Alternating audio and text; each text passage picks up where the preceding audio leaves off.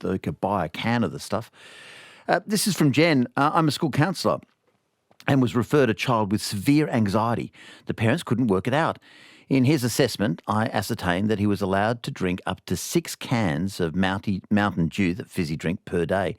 With my poor mathematics, I worked out that he was having so many tablespoons of caffeine and sugar per day. We cut out the fizzy, and hey presto, the parents got their chilled boy back. No diagnosable illness there, just a sensible parenting. So isn't that interesting? That's with Mountain Dew, which presumably is like either Coca-Cola level or less. Imagine if you were having this prime drink with 6 times the caffeine of Coke. This is fun. Richard, last week you did a segment on libraries and how wonderful they are. I just wanted to shout out to our local library in Camden. Every afternoon it's filled with students either waiting for a connecting bus or for a parent like me who use it as a kind of babysitter. The kids wait there while I'm on my way from work. The librarians make them so welcome, even if they're just sitting on their phones. I've even heard one of them take a phone call and then make an announcement. It was a parent with a message for their kids that they'd be there soon. Not the librarian's job really, but really a great sense of community there at Camden Library. And today my daughter borrowed a book. So there you go. That's lovely. I hope someone from Camden Library, one of the librarians, is listening to that shout out. In terms of super, what are you worried about when the government talks about changing super? The Prime Minister today said there'll be no big changes, but he did imply that there might be some changes at the margin. So I'm imagining that change in the margin might be about people who've got very big balances. There are apparently 80,000 Australians who've got more than $2 million in super, which is kind of weird because you can only really take an allocated pension off 1.7 million. That's the limit at the moment. So if you've got 2 million or 3 million or 5 million, is that money really just a way of saving money as part of estate planning to save money to hand on to the next generation? I mean, that's of course fine. Everyone's got a right to hand over money to the next generation, but do you necessarily need to build that up in such a tax advantageous way, in a way that might be costing other taxpayers billions of dollars? The other suggestion that has been around is and worries people, and worries the super industry too, by the sound of things, is the idea that the government might mandate the use of funds. So they might say to the big super funds, hang on, you've got to at least invest 1% of your money in housing, for instance, in affordable housing, or you need to invest at least 2% of funds in the renewable energy sector, something like that. Now, that's not something the government's particularly said, but it is something that people are worried about. For instance, this texter here, I think a lot of people are concerned about the proposal where the government wanting trustees to direct money to social housing, aged care, energy, renewables. They quote David Murray's review saying it's not the government's money, it's the members' money. You should not direct the trustees in a particular way. It's not the place of government to direct members' money. If you distort the members' asset allocation, you distort the returns, and that can be harmful. And that's certainly what the industry has argued. They say they've got a mandate to, that's the deal. You invest the money with them, and they try to get you the best return they possibly can, given the level of risk you're willing to put your hand up for. Any other change to that requirement is really going against the spirit of superannuation. I think there was something in what the Treasurer said the other day that seemed to agree with that, but I know people are still worried about it. The 4-day week, which we're going to talk about a little later, this big study in the UK where they got lots of companies to actually test it out, and for I think 6 months, and see how it worked. You pay people the same. They only work 4 days a week, but the idea is, because you've given them that extra day off, they're much more focused when they are at work. They've had time on that other day to do anything, do their banking, pay their health insurance, all those other life administration tasks. And when they come to work, they're focused on it. They're grateful for the company for doing this. And the claim was always that productivity would go up. So what's happened in this big test case, I suppose, of whether it works? Well, the answers are pretty positive about the 4-day week, and we'll go over to the UK a bit later and bring you exactly what they've found in terms of productivity, employee happiness, and also employer happiness. So that a little later. Just a note on that, though, from Nathan. He says, I once worked for a company in Newcastle who did the 4-day work week, and it was just great. It meant more time to spend on my jiu-jitsu and look after my dog. So very happy about that. What's your we talked a lot about inflation, of course, and Ian Verrender was just talking about it there. Yeah, there've been wages growth, but the trouble is the inflation growth is so much stronger. And so there's this ever-growing gap, your real wages going down and down and down. And, of course, the sign of this is around us everywhere. What's your inflation indicator? What have you noticed where you think this really is? I don't need a story in the newspaper or on the radio to tell me about the rate of inflation. I can see it in this thing that I buy all the time. What's the thing you buy all the time, or at least the price of which you're aware of, where you can tell that inflation is really going up sharply in Australia? What's your inflation indicator? Mine is, I tend to bring in my lunch, but just to make myself angry, I look in the little canteen they've got in the foyer here at the ABC, and the toasted sandwiches are $14.90. $14.90. It's just, it's not. I think it's nice bread. I think maybe they break it themselves or something. I don't know. Maybe it's from Golden Wheat, but it's $14.90. I think how can a sandwich be $14.90? It's a cheese and ham sandwich. I'm aware that they're no longer $4.90, but they shouldn't be $14.90, should they? What's your inflation indicator? If mine's the toasted sandwich, what's your indicator that inflation really is pretty strong? What's the product you're really aware of the price of? 1300 222 702 and on the text 0467 922 702. Here on Drive. The quest for the big brass mug continues. On the new season of Hard Quiz, award-winning comedian Tom Gleeson is throwing down the gauntlet to some new contestants. You made that sound really creepy. And challenging some more unusual expert subjects. Just when you thought things wouldn't get weirder, Sam, colonoscopies is your expert. The new season of Hard Quiz. Nothing's weird on this show, mate. Wednesday nights on ABC TV and streaming on ABC iView. Yeah, down to Canberra in a second. Look, this is interesting in a way. Can we, this is from Michael in our time, on superannuation, can we move on from this very upper middle class super discussion, please? Don't we have more important issues? I agree that this business of people having $2 million is a very small number of people. In fact, we know the number. It's 80,000 people who accounts more than $2 million. I don't think it's an upper middle class discussion, though. This is something that costs the tax. These 80,000 people cost you, Michael, and me and everybody else $3 billion a year.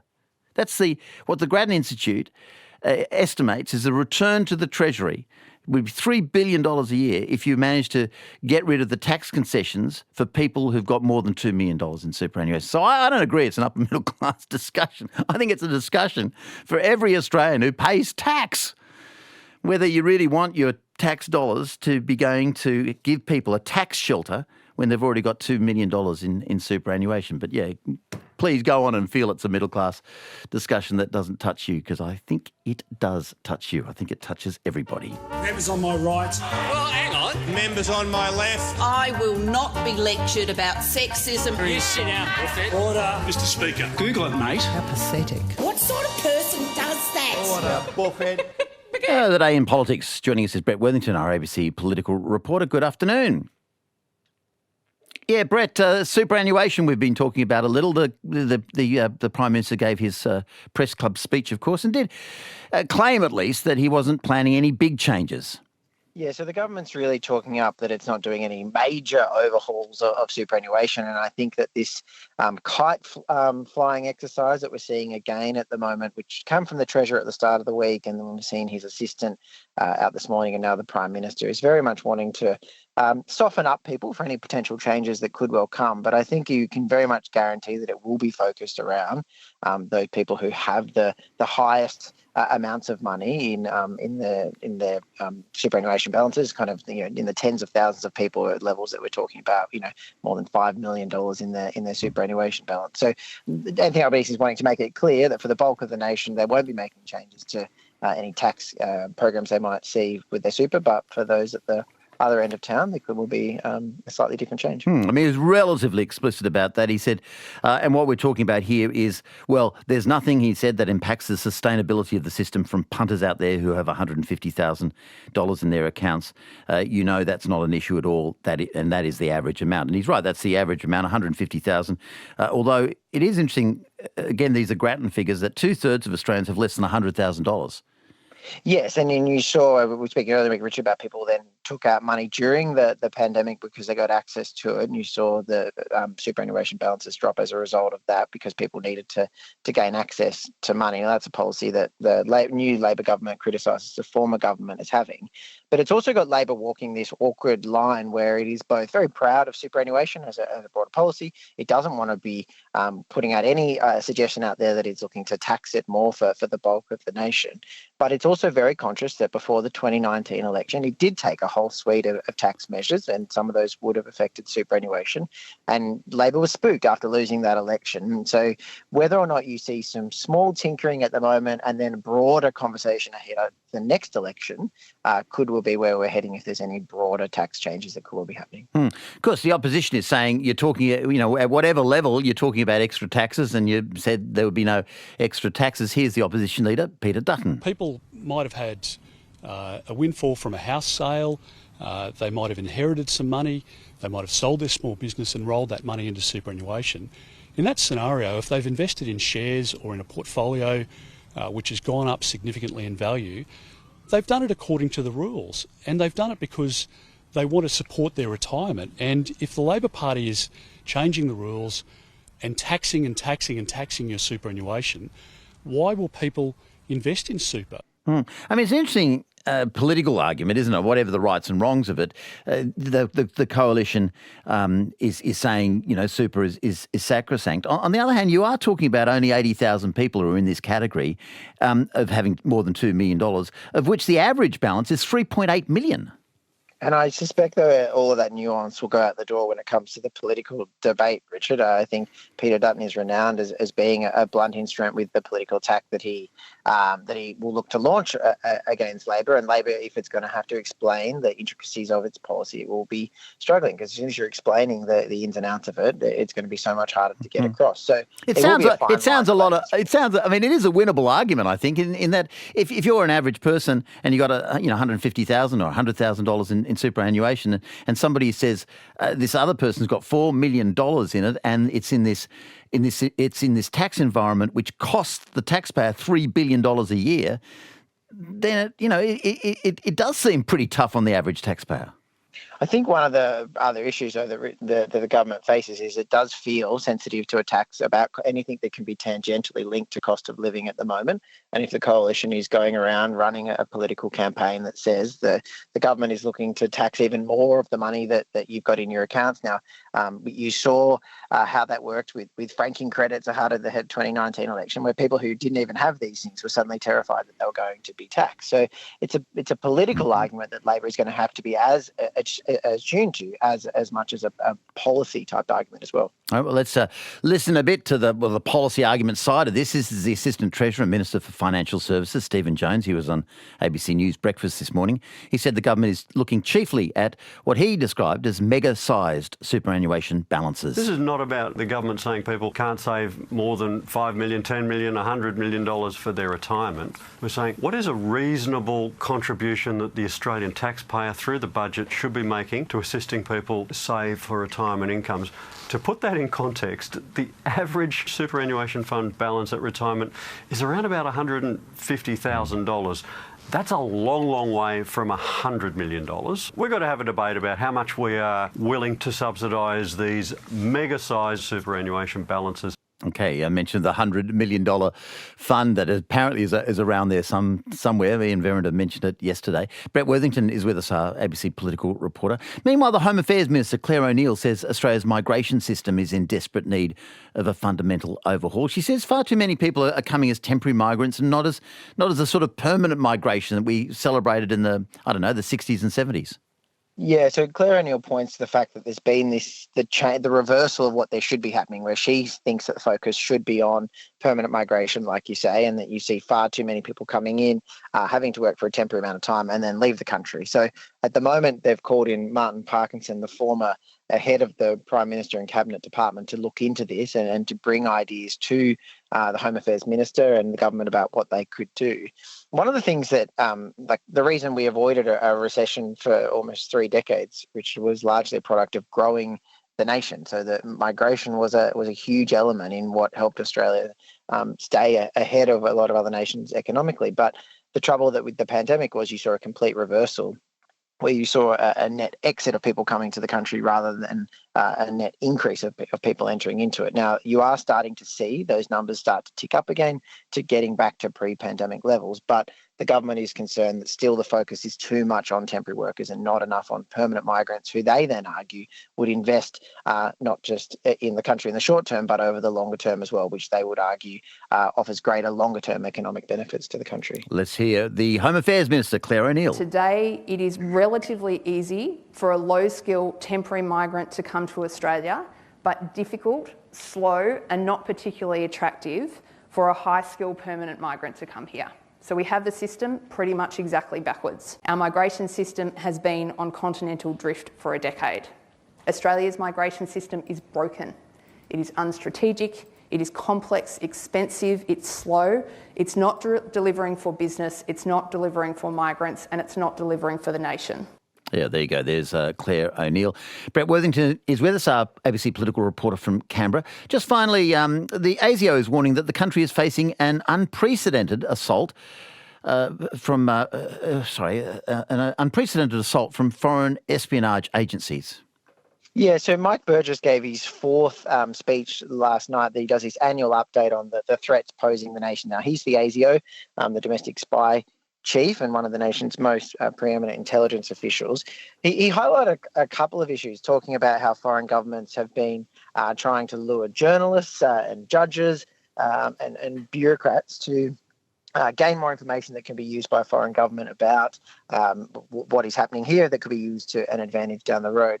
But also talking about how, as much as, of course, there are spies that are within communities that are spying for foreign governments, Australia is doing the same, that it is happening in elements that go beyond what might otherwise be anticipated, and that they've been able to highlight and capture a couple of these cases in the last year. Yeah, and it does sound as if he was saying, look, don't think this is some sort of romantic Cold War thing that's all past. It's here and now and at really strong levels. And I think that Mike Burgess has been someone who's wanted to, in many ways, bring the spy agencies out of the shadows where they largely carry out core business. They talk a lot at the moment about cyber attacks and cyber threats, and I'm sure listeners to your show would, on the daily, are potentially getting text messages or calls coming in, and everything from what is happening there to what is a more organised foreign government that is in and spying within our nation. There is cause for concern for the nation's spy chiefs, and when they look at major projects like the AUKUS deal and submarines and billions of dollars in defence contracts, they are concerned the extent to which projects like that are being monitored as well, and spying is occurring in those sectors. Let's listen in to the Treasurer, Jim Chalmers. He was on RN this morning saying that foreign interference and espionage is a big threat to national security. We're very lucky to have someone of the calibre of Mike Burgess who provides these threat assessments every year for the last few years. And what Mike has said, and the view that we share, and Minister Claire O'Neill and others have been talking about this, is that foreign interference and espionage is a big threat to our national security, and ASIO works around the clock to try and protect Australians from it. It's deliberately designed to undermine our democracy and our values, and it shouldn't be tolerated by the government or its agencies, and it's not tolerated. Yeah, Jim Chalmers, the Treasurer. And from the other side of politics, the LNP Senator Matt Canavan was on Channel 9 this morning. He said that many political and business leaders are just too eager to take money from China. The claim here that senior figures, I think political and business leaders, Mr Burgess claims, kind of convince him not to go after spies, to go soft on our foreign adversaries. That doesn't shock me so much because there is a bit of a fifth column, I find, that kind of want to just shut up and take the money from the Chinese. I think that is ridiculously short-sighted. If we get too close and too addicted to a sort of a financial flow of rewards, that will come back to bite us down the track. There you go. There's Matt Canavan bringing an end to Brett Worthington's political report. Brett, thanks so much. Thanks, Richard. There's Brett Worthington, our ABC political reporter in Canberra. We're talking about inflation with Ian Verinder and the fact that even though wages are up, of course, the inflation is up by even more. So you've got this decline in real wages still. What's your indicator of inflation? What's the product you know about? And so you're kind of absolutely aware of the way the prices have risen. I mentioned the toasted sandwich that's available around here for $14.90. How can a toasted sandwich be, basically $15? What about you? What's the thing that you've really noticed and really focused the mind on the degree of inflation at the moment? William says, I purchased a litre of milk the other day for $3.10 for some unknown reason. I did a mental conversion and went struth. £1, 11 shillings, and a pound of butter is about $8.50. It used to be that means it's £4, 5 shillings. This is from Emma in Clovelly, I spend $100 on weekly groceries, normal stuff, milk, bread, fruit, veg, usually come home with up to 6 bags. Yesterday, the same amount spent with the same items shopped left me shocked as I looked at my 2.5 bags. So she's spending the same money, that's the money she's got to spend, and getting basically 2.5 bags rather than 6 bags. Bernie says, my inflation indicator is dry dog food. 7 kilogram bag last year cost $22. Same brand this year, $32. That's from Bernie. And yeah, I think grain is one of those things that really has gone up a lot, hasn't it? So maybe they use a lot of it in the dried dog food. Is that the reason? My medium decaf latte is $6.09 at Kirribilli. It says Philippa and Ramwick, $6. And you don't even get some caffeine. Cat food nearly doubled in 2 years. Bega cheese up $2 for the 500-gram block. That's Nick's indicator. Another vote for cat food. A box of 12 pouches has gone up from $9 to $12.50. It's costing me a fortune to feed my cat Charlie, says Gordon in Newtown. It's Charlie, you better keep looking cute. That's all I can say. You used to be able to buy a bottle of wine for $12. Now that seems to be the minimum price for a glass, says Heather. And what about this? $4.10 for a bottle of water at the gym. What about the price of Madura leaf tea? It's $6.60 a box now, says Viv. And from Mary, the 200-gram jar of instant coffee I buy has gone from $14 to $22. What's your indication of the level of inflation at the moment? Rebecca's here from St Mary's. Hi, Rebecca. Hi, how are you? Good. What's your most notable inflation indicator? Well, it was only last night, and I sent my teenager to the fish and chip shop to get a scoop of chips and 3 scallops with $10, and she came running back to me to the car saying she didn't have enough money because it was $13.50. $13.50 for a scoop of chips and 3 scallops, 3 potato scallops. Yeah. She was mortified and embarrassed, and she tapped his go with her card because Mum's got no clue about the price of chips. All right, the price of chips. You were spitting chips and so was she. Good on you, Rebecca. Thank you. There you go. What an inflation indicator, $13. And an embarrassed teenager too, has the price having gone up so much. Oh dear, pet food is high. It's a first world problem, says Mark. Well, not if you've got to feed a pet. Maybe not everyone's as wealthy as you, Mark. Maybe that's the problem.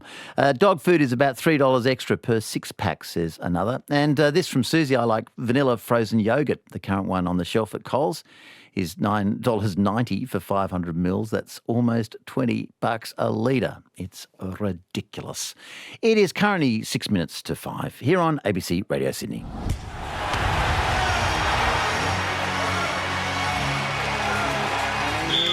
It's Pat Stack from the Sport Daily podcast. Pat, good afternoon. Good day, Richard. What's your inflation indicator? Well, I was walking to get the public transport home after work yesterday, and one of the local pubs around Ultimo had a big sign up saying beer at happy hour starting from $4.50, and I nearly fell over on my way running in there because I thought, geez, that is cheap. And I thought about the last time I bought a schooner. So you're a young father now. There's no more drinking. That's all over. That's what they said. They stopped me at the door and asked for ID, and I said, I've got grey hairs. Surely this isn't a problem. They said, yeah, no, but we hear you're a father now. There's no more beer to be had. I was like, okay. But yeah, most recently, I think I paid somewhere in the vicinity of between $9 and $13 for a schooner, so somewhere between 2 or 3 times the price of that establishment that is, a Chinatown establishment that is flogging very cheap beer indeed. And I thought, gee, come to think of it, that's a lot to spend on a schooner of beer that doesn't actually deliver me much. Try buying a glass of Chardonnay.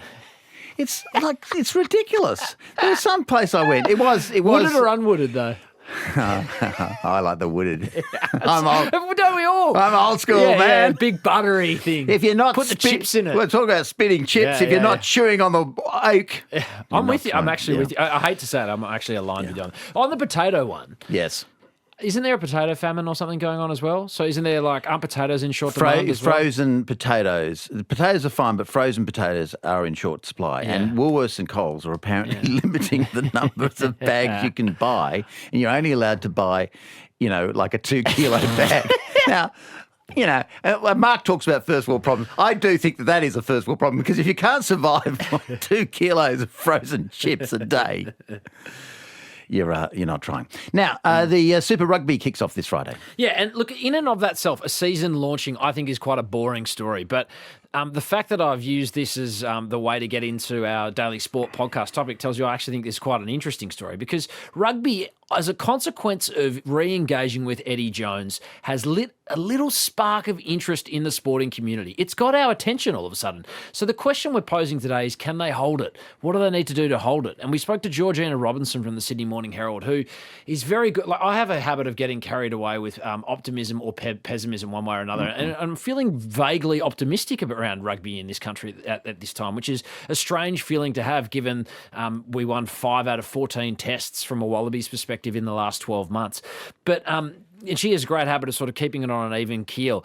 And when she looked towards this Super Rugby season, there's a lot of reason for encouragement. They've signed 3 seriously big names to contracts when they look like they might go overseas. As I say, Eddie Jones has sort of got everyone re-engaged again. You've got the Waratahs playing a season opener against their famous rivals, the Brumbies, this Friday night at a brand new stadium. While they haven't been able to draw a crowd of over 20,000 in 7 years, there's murmurs that they might be able to get 30 at this new venue in Moore Park. So can they sort of, I guess, galvanise and seize the moment to generate some ongoing interest in what is a season that's essentially going to be used as a series of trial fixtures for the Wallabies World Cup hope? So what's her theory? I mean, what do they need? The short answer, which is boring, is winning. It's yeah, literally yeah. simple as winning. So can the Waratahs or the Brumbies or the Reds, you'd think the Rebels and the Force probably can't do it this year, get some sort of momentum together, give Australian fans reason to engage in a year where we're going to be taking on strong teams from the Pacific, much stronger teams from New Zealand, and keep us relevant and in the mix, just to get us into that sort of space where we're going to be playing internationals against big nations in a World Cup year. I mean, they say winning cures all ills, and that is the short answer. Winning. Well, it's interesting to hear on our morning show a discussion of the difference between the Rugby World Cup and the Female Soccer Cup. Yes. The Female Soccer Cup is a much bigger event now than the Male Rugby World Cup. Can you give me context? Like, are you talking globally? Yeah. It's the Women's World Cup, he was saying, goes the Olympics, the Male Soccer World Cup and the Female Soccer World Cup are the 3 biggest sporting events in the world. I'm going to take you on your word, Richard, but it doesn't surprise me in some regards, because you're talking about a sport that is just so universally loved and acclaimed. And so in the same way that if you consider that the AFL will tell you that I think 40 or 45% of their supporters are women, it'd be the same for men's football. So it makes sense that the female incarnation of that would be generating such significant interest. I know that the US women's national team is paid the same amount as the men's side, and well might they be, given they generate more eyeballs and greater sponsorship clout than the men's side. So really encouraging to see those female sport. Okay, but it's another sign that rugby needs to get going. Now, good news for Cam Smith fans. Yeah, so the Australian golfer is going to be free to defend his British Open crown. And, you think of him winning the British Open, you think, well, why wouldn't he be able to play? Well, the reason is he's engaged with the Live League, which is the Saudi-backed golf league, a source of much controversy and derision. And the question was, once he had won that, would he be allowed to compete at the British Open? Well, the organisers have come out overnight and said, yep, he will be. It's called the British Open for a reason. It's open. And if you have the means to qualify, we're not going to just ban people willy-nilly. And he has done just that. He claimed a victory there in its 150th incarnation. He's going to be there to defend it in its 151st. Good on him. Hey, good on you, Pat. Cheers. There's Pat Stack. And we're talking about the $13 for chips and 3 potato scallops. Good heavens, Richard, never thought I'd live in a future where a sandwich would cost $15. Old enough to recall when a meat pie cost 10 cents. And from another. As a kid, we'd buy 60 cents worth of hot chips. One arvo, we gave Peter from Springwood Charcoal Chicken 55 cents because we were 5 cents short, and he accepted it. It's 5 o'clock.